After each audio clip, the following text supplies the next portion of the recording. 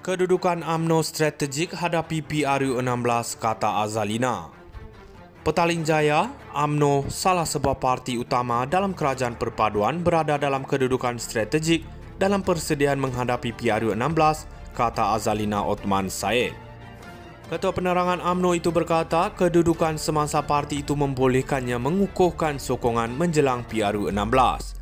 Dalam ucapan sewaktu merasmikan persidangan perwakilan UMNO Bukit Mertajam, saya mengingatkan ahli parti bahawa kita berada dalam kedudukan yang strategik untuk mengukuhkan parti dalam persediaan menghadapi PRU16. Dalam kapasiti saya selaku Ketua Penerangan UMNO, saya menyentuh pelbagai isu semasa, terutama perkongsian beberapa strategi dalam mendepani landscape komunikasi masa kini yang begitu mencabar dengan kepesatan teknologi kecerdasan buatan AI. Diharapkan dengan perkongsian saya tadi sedikit sebanyak, ia dapat menyuntik semangat ahli parti untuk bersama-sama saf kepimpinan utama UMNO dalam mengembalikan kegemilangan parti keramat ini, katanya. Sokongan Melayu terhadap UMNO semakin merosot sejak PRU13 dan susulan pilihan raya berikutannya pada 2018 pemerintahan Barisan Nasional selama 6 dekad berakhir. UMNO mencatatkan prestasi pilihan raya terburuknya dalam PRU15 pada 2022 dengan hanya memenangi 27 kerusi dan 31% undi popular.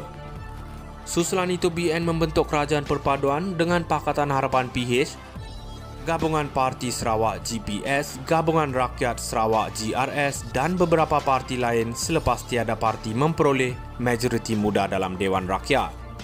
Walaupun BN masih belum membuat keputusan rasmi mengenai pakatannya dalam PRU16, pengerusinya Zahid Hamidi menegaskan gabungan itu akan meneruskan kerjasama dengan PH pada PRU akan datang.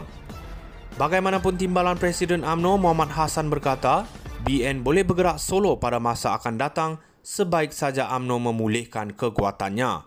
Pada masa ini, katanya UMNO mesti menumpukan pada usaha memperkukuhkan dan meremajakan parti. Kedudukan UMNO strategik hadapi PRU16, kata Azalina. Petaling Jaya, UMNO salah sebuah parti utama dalam kerajaan perpaduan berada dalam kedudukan strategik dalam persediaan menghadapi PRU16, kata Azalina Othman Said. Ketua Penerangan UMNO itu berkata kedudukan semasa parti itu membolehkannya mengukuhkan sokongan menjelang PRU16.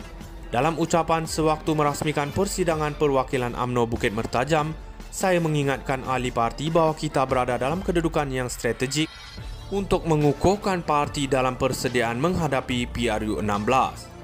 Dalam kapasiti saya selaku Ketua Penerangan UMNO, saya menyentuh pelbagai isu semasa, terutama perkongsian beberapa strategi dalam mendepani landscape komunikasi masa kini yang begitu mencabar dengan kepesatan teknologi kecerdasan buatan AI. Diharapkan dengan perkongsian saya tadi sedikit sebanyak, ia dapat menyuntik semangat ahli parti untuk bersama-sama saf kepimpinan utama UMNO dalam mengembalikan kegemilangan parti keramat ini, katanya. Sokongan Melayu terhadap UMNO semakin merosot sejak PRU13 dan susulan pilihan raya berikutannya pada 2018 pemerintahan Barisan Nasional selama 6 dekad berakhir. UMNO mencatatkan prestasi pilihan raya terburuknya dalam PRU15 pada 2022 dengan hanya memenangi 27 kerusi dan 31% undi popular. Susulan itu BN membentuk kerajaan perpaduan dengan Pakatan Harapan PH, Gabungan Parti Sarawak GPS, Gabungan Rakyat Sarawak GRS dan beberapa parti lain selepas tiada parti memperoleh majoriti muda dalam Dewan Rakyat. Walaupun BN masih belum membuat keputusan rasmi mengenai pakatannya dalam PRU16, pengerusinya Zahid Hamidi menegaskan gabungan itu akan meneruskan kerjasama dengan PH pada PRU akan datang. Bagaimanapun timbalan Presiden UMNO Muhammad Hassan berkata, BN boleh bergerak solo pada masa akan datang sebaik saja UMNO memulihkan kekuatannya. Pada masa ini, katanya UMNO mesti menumpukan pada usaha memperkukuhkan dan meremajakan parti. Kedudukan UMNO strategik hadapi PRU16, kata Azalina. Petaling Jaya, UMNO salah sebuah parti utama dalam kerajaan perpaduan berada dalam kedudukan strategik dalam persediaan menghadapi PRU16, kata Azalina Othman Said. Ketua Penerangan UMNO itu berkata kedudukan semasa parti itu membolehkannya mengukuhkan sokongan menjelang PRU16. Dalam ucapan sewaktu merasmikan persidangan perwakilan UMNO Bukit Mertajam, saya mengingatkan ahli parti bahawa kita berada dalam kedudukan yang strategik untuk mengukuhkan parti dalam persediaan menghadapi PRU16.